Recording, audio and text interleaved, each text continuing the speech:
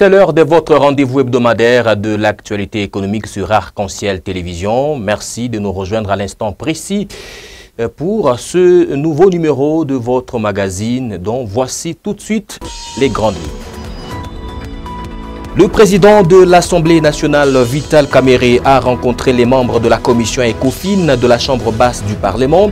À en croire les propos du speaker de l'organe délibérant, seule la digitalisation et la rigueur dans le travail permettront une maximisation des recettes de l'État. Les détails sont à suivre dès l'entame de ce JT Business. Ensuite, avant la fin de cette année, le gouvernement de la RDC s'engage à éponger la dette due au manque à gagner des opérateurs pétroliers.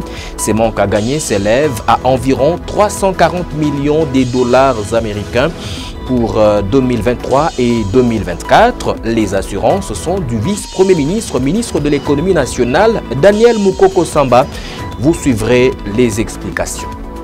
Vous suivrez enfin l'entretien qu'a accordé Jean-Marie Yumbama Fingue. Il est chercheur en économie pétrolière. Cet échange tournera autour du paiement par le gouvernement congolais des manques à gagner des entreprises pétrolières en RDC. Voilà tout pour les titres. Cordial bienvenue à tous. Un premier titre pour commencer, le président de l'Assemblée nationale, Vital Kamerhe, a rencontré les membres de la commission économique et financière de la Chambre basse du Parlement, internés depuis le début de la semaine à l'hôtel Béatrice, situé à la Gombe. Nous sommes dans la ville-province de Kinshasa. Pour Vital Kamerhe, la digitalisation ainsi que la rigueur dans le travail, une fois imprimée à bon escient, devrait constituer un binôme fétiche pour la maximisation des recettes de l'État. Les explications dans ce commentaire. À travers cette visite, le speaker de l'Assemblée nationale a voulu s'imprégner de l'avancement des travaux en cours et transmettre des directives de son bureau à cet organe technique de l'Assemblée afin de réaliser un travail approfondi du budget de loi des finances 2025 avant de les soumettre au débat à la plénière. Dans son speech, Vital Kamerhe a préconisé la digitalisation des services publics ainsi que la rigueur dans le travail à accomplir. Pour lui, la répartition équilibrée des ressources devrait déboucher sur l'amélioration des conditions de vie des population. Ensuite, Vital Kamerhe a tapé du poing sur la table sur le fait que la chaîne des dépenses devrait être scrupuleusement respectée en évitant tout dépassement budgétaire et faire le monitoring de l'état de l'exécution budgétaire par les élus. D'après Vital Kamerhe, un budget qui atteint 30, 40 et 50% des dépenses en urgence constitue une violation grave des gestions. Le président de l'Assemblée nationale a appelé les élus à équilibrer les dépenses d'investissement ainsi des disparités salariales constatées ces jours. Dans le même ordre d'idées, les élus sont invités à suivre minutieusement le programme de gratuité de l'enseignement au niveau de l'école primaire ainsi que celui de la couverture santé universelle. Il tient de préciser que les travaux en sous-commission vont se poursuivre jusqu'au 28 octobre prochain, date prévue pour l'ouverture des débats en plénière à l'Assemblée nationale. Merci, honorable président. Marcus Akenda a signé ce commentaire. Deuxième titre dans le reste de ce JT Business. Les dépenses publiques exécutées par le gouvernement de la RDC ont atteint un montant total d'environ 835,5 milliards de francs congolais au 18 octobre 2024, soit un taux d'exécution de 27,2% par rapport à un montant prévisionnel de 3071,8 milliards de francs congolais. C'est ce que renseigne le tableau de suivi des opérations financières de l'État produit par la Banque centrale du Congo BCC à la 3e semaine du mois en cours. Brigitte Massangila. D'après la BCC, les dépenses courantes ont constitué la majeure partie de dépenses, atteignant 533,2 milliards de francs congolais, principalement alloués aux salaires des agents de l'État, 55,2 milliards de francs congolais, aux frais de fonctionnement des ministères, 288,7 milliards de francs congolais et aux subventions, 103,8 milliards de francs congolais. Cette répartition met en lumière la pression constante sur les budgets nationaux pour couvrir le besoin essentiel. En revanche, les dépenses en capital n'ont été exécutées qu'à hauteur de 10,4% de leur programmation mensuelle, s'élevant à seulement 106,2 milliards de francs congolais. Ces faibles taux d'exécution pourraient nuire aux investissements nécessaires pour le développement des infrastructures et la croissance économique. Sur les plans annuels, au 16 octobre 2024, la situation financière de l'État affiche un excédent des trésoreries de 960,4 milliards de francs congolais. Cela est le résultat des recettes totalisant 21 172,5 milliards de francs congolais contre des dépenses cumulées de 20 212,1 milliards de francs congolais. Cet excédent pourrait offrir une marge de manœuvre pour les futures dépenses publiques. Les experts soulignent que la gestion des finances publiques en RDC est marquée par un manque d'efficacité et une transparence insuffisante. Les dépenses non conformes aux normes aggravent les déficits et rendent nécessaire une évaluation approfondie des pratiques budgétaires. La dépendance aux recettes exceptionnelles pose également un risque pour la stabilité financière. Le gouvernement central doit diversifier ses sources de revenus pour éviter une vulnérabilité excessive face aux fluctuations économiques. Les perspectives économiques demeurent incertaines avec des prévisions de croissance du PIB dépendantes des prix des matières premières. Une stratégie économique robuste est essentielle pour relever ces défis. On en vient à présent à cet autre titre. Le gouvernement de la République démocratique du Congo a mobilisé des moyens nécessaires pour payer les manques à gagner des pétroliers avant la fin de cette année. C'est ce qu'a rassuré le vice-premier ministre, ministre de l'économie nationale, Daniel Mukoko Samba. Jean-Luc Tchani, commentaire. Les pétroliers de la République démocratique du Congo ont salué les assurances du gouvernement sur le paiement du manque à gagner dû à la révision à la baisse des prix du carburant à la pompe. Ces manques à gagner est évalué à 123 millions de dollars pour l'année 2023 et 217 millions de dollars pour 2024, soit un total de 340 millions de dollars. Les deux parties ont plaidé pour le renforcement du dialogue permanent dans le secteur pétrolier en République démocratique du Congo. Pour lutter contre la vie chère, les gouvernements congolais avaient décidé le 2 octobre, en concertation avec le pétrolier, de baisser de 13% le prix du carburant à la pompe et en contrepartie, le gouvernement s'est engagé à payer aux pétroliers les manques à gagner dans la nouvelle structure de prix du litre de carburant. Les ressources financières sont déjà mobilisées à ce sujet. Une partie de ce manque à gagner sera payée d'ici la fin de cette semaine. En fin décembre, tout ce manque à gagner sera complètement épongé. L'idéal est de revenir au fondement consistant à ne plus accumuler de dettes pour le paiement de manque à gagner, a promis Daniel Mukoko Samba. Il a aussi rassuré le CPPN que les réformes du secteur vont se poursuivre et toutes leurs préoccupations seront résolues palier par palier. Les pétroliers avaient quelques jours avant remis un mémorandum au ministre de l'économie et les échanges ont été centrés sur les préoccupations contenues dans ces mémorandums, rapporte Joseph Makondo Maboko. Nous sommes venus rencontrer les ministres à la suite des mémorandums que nous avons déposés. Tout cela tourne autour de la nouvelle structure des prix qui avait été publiée le 2 octobre. Nous avons aussi discuté des problèmes qui concernent notre secteur, les problèmes d'approvisionnement, mais aussi celui de manque à gagner. La réunion s'est très bien déroulée et nous avons permis d'étaler au ministre de l'économie nationale nos propositions. À cette suite, des solutions très positives sont sorties de sa bouche par rapport à nos questions. Nous sortons de cette réunion très contents et satisfaits, a-t-il renchéri. L'invité business, comme dit dans les titres, M. Jean-Marie Yumba Mafingue, il est avec nous sur ce plateau. Bienvenue. Merci beaucoup. Vous êtes chercheur en économie pétrolière. Pour lutter contre la vie chère, le gouvernement congolais avait décidé il y a quelques semaines de pouvoir baisser de 13% le prix du carburant à la pompe, creusant ainsi significativement le manque à gagner, à payer aux distributeurs des produits pétroliers. À ce jour, ce manque à gagner est chiffré à environ 340 millions de dollars américains en raison de 123 millions pour 2023 et 217 millions de dollars américains pour 2024. Question, d'où peuvent provenir ces manques à gagner?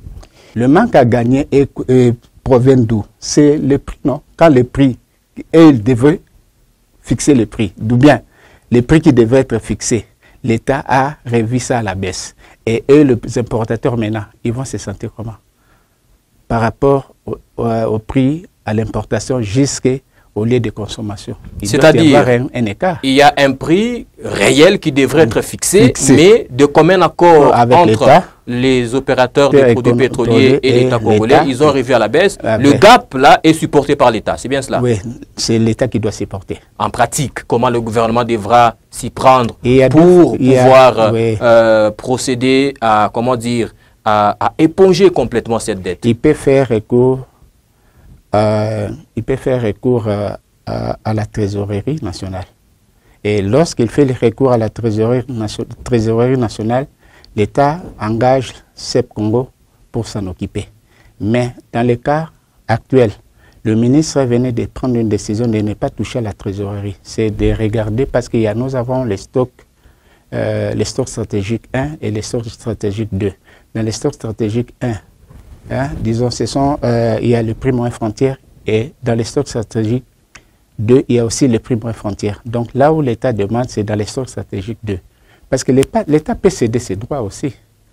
Peut céder ses droits. C'est-à-dire quoi? Donc, ce qu'il devrait gagner. Il accepte de perdre? Oui, il peut céder, pas perdre. Parce que l'État, c'est une entreprise qui ne tombe pas en faillite, même s'il y a un politicien qui était passé pour dire que nous avons l'État congolais est en faillite. Non, l'État, c'est une entreprise qui ne peut jamais être tombé en faillite. Il a toujours des moyens. Il cède ses parts pour soulager tant soit peu les importateurs de produits pétroliers afin qu'il y ait l'équilibre social dans la population.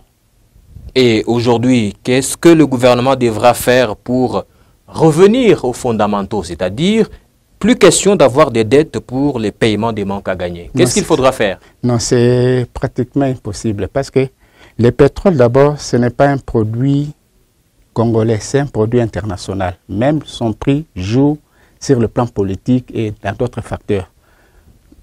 Dernièrement, l'Israël avait menacé l'Iran de bombarder ses raffineries.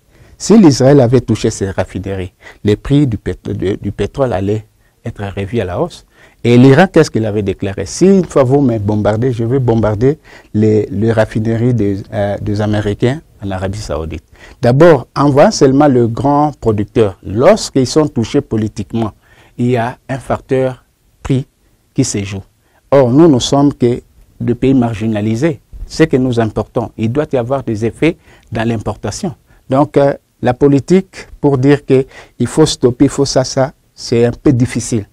Ce n'est même pas un peu difficile, c'est difficile. Parce que tout dépend. Mais pas impossible. Ce n'est pas impossible, mais c'est difficile. Moi, je dis que c'est difficile. Ça peut être pour un petit temps. Et puis, ça se déséquilibre. Parce que les prix du pétrole, si vous remarquez, c'est chaque jour que le baril, le deux prix de référence, c'est le WTI et des AIC de l'Angleterre. Donc, il y a le marché de la bourse de Londres et la bourse de Texas, des États-Unis. C'est dans ces deux bourses-là qu'on évalue et on peut se permettre de fixer les prix. Donc, le prix du pétrole n'a jamais été stable. Donc, à vous entendre parler, bien que pour le gouvernement, c'est possible de revenir aux fondamentaux, selon vous, ce n'est pas possible. Non. Je ne peux pas dire que ce n'est pas possible et c'est possible, non. Tout dépend de l'allure où vont les choses. Parce que le pétrole, c'est selon ceux-là qui ont fait les relations internationales, ils vont vous dire que c'est la 5e puissance mondiale. Ça a un facteur, et même s'il faut lire l'histoire, si l'Union soviétique était tombée en faillite, était tombée, et disons, l'état de l'Union, la dislocation de l'Union soviétique, c'était toujours le problème du pétrole. Parce que les États-Unis avaient demandé à l'Arabie saoudite dans les temps d'ouvrir toutes les vannes et de baisser le pétrole. et le prix du pétrole pour ne pas permettre à l'Union soviétique de produire et de vendre pour renforcer son économie. Parce que le pétrole, c'est le facteur même de l'économie. Moi, des fois, j'étudie l'économie du monde à partir seulement du prix du baril. Monsieur Jean-Marie Yumba, merci d'avoir été avec nous. Ça va, merci beaucoup. Jean-Marie Yumba Mafingue, il est chercheur en économie pétrolière. Autre titre dans le reste de ce JT Business, lors de sa prise de parole à la 52e session du comité de sécurité alimentaire qui s'est tenue à Rome du 21 au 25 octobre dernier, F. Bazaïba, ministre de la République démocratique du Congo de l'Environnement et Développement durable, a, disons, présenté la République démocratique du Congo comme un acteur clé dans la lutte contre le changement climatique et la sécurité alimentaire mondiale. C'est ce que nous dit Merveille Mouhemba dans ce commentaire. Selon la ministre de l'Environnement et Développement durable, F. Bazaïba, les RDC, c'est 2 345 000 km² où tout l'espace est 70% couvert par les forêts qui constituent aujourd'hui la solution du monde pour les efforts du climat, mais aussi qui peut permettre à juguler le système climatique pour nous donner la pluie et de l'eau dont nous avons besoin pour l'alimentation et l'agriculture. C'est aussi 80 millions de terres arables, 10% des réserves d'eau douce dans le monde et 52% en Afrique. Cependant, la ministre a également reconnu les défis auxquels le pays est confronté, notamment la transformation des chaînes de valeur et la création d'emplois. La transformation locale des ressources agricoles est une de nos plus-values pour accéder au travail décent parce qu'avec la chaîne de valeur, les hommes, les femmes et les jeunes vont avoir de l'emploi, devenir autonomes et vont devoir s'autogérer, a-t-elle martelé. Nous devons lier les besoins d'oxygène et les besoins de pain, a-t-elle ajouté, soulignant ainsi l'importance de concilier la préservation de l'environnement et le développement économique. Le gouvernement de la RDC envisage des programmes multisectoriels pour lutter contre la sous-alimentation. Lors du lancement de la campagne agricole 2024-2025, la semaine dernière à Kinshasa, Grégoire Mouchaïl Moutombe, ministre de l'Agriculture, avait pour sa part promis de faciliter l'installation d'au moins 60 000 hectares de cultures sur l'étendue de la République en raison de 2 000 à 3 000 par province pour éradiquer la faim. Près de 700 millions de personnes, soit environ 8,5% de la population mondiale vivent actuellement avec moins de 2,15 $ par jour. Ce constat amer ressort de Poverty, Prosperity and Planet Report, une nouvelle publication de la Banque mondiale dédiée justement au bilan post-Covid quant à l'éradication de la pauvreté. Arsène Logis. Il s'y est de préciser que l'objectif mondial des États était de mettre fin à l'extrême pauvreté, soit moins de 2,15 $ par personne et par jour d'ici 2030. Cette mission est fortement hors de portée. Des experts soulignent qu'il faudrait 3 décennies, voire plus, pour éliminer la pauvreté fixée à ce seuil, lequel est surtout pertinent dans les pays à faible revenu. Dans les pays à revenu intermédiaire de la tranche supérieure, 44% de la population mondiale vivent avec moins de 6,85 $ par jour, ce qui correspond au seuil de pauvreté fixé dans cette catégorie. Le nombre de personnes vivant en dessous de ce seuil de pauvreté n'a quasiment pas changé depuis 1990 en raison de la croissance démographique. Par ailleurs, le document note que les revenus dans le monde doivent être multipliés par 5 en moyenne pour atteindre le niveau de 25 $ par personne et par jour, soit le seuil minimum de prospérité pour les pays à revenus élevés. Le nombre d'économies présentant de fortes inégalités de revenus a diminué au cours de la dernière décennie.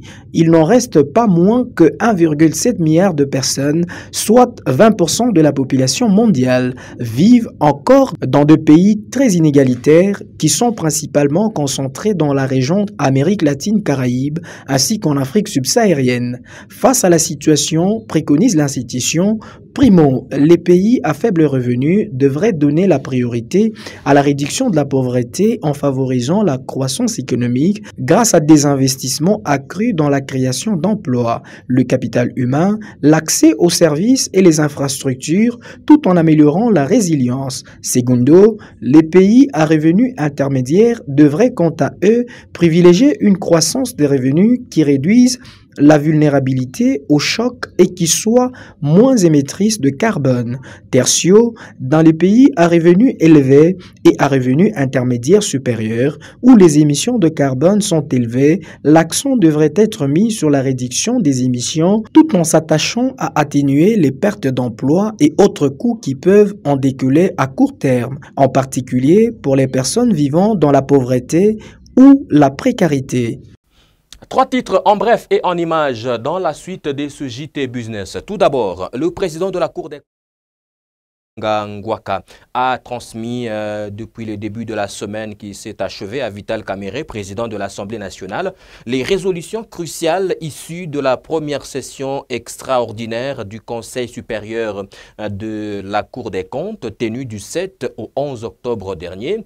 En effet, ces résolutions portent en grande partie sur le renouvellement des effectifs de l'institution avec des implications majeures pour l'avenir de la gestion des finances publiques en RDC. En tête des propositions soumises, on retrouve le recrutement des nouveaux magistrats, un besoin urgent face au départ à la retraite prévu pour ceux ayant atteint l'âge légal. Ensuite, le ministre des Ressources hydrauliques et électricité, Teddy Luamba, a pris part aux réunions annuelles de la Banque mondiale organisées à Washington, aux États-Unis d'Amérique. Selon un communiqué qui a été publié à ce sujet, le ministre congolais qui vantait les possibilités d'investissement dans son secteur en RDC, il a déclaré que la RDC bénéficiait d'un des meilleurs ensoleillements d'Afrique avec un potentiel solaire de 5,7 kW par mètre carré.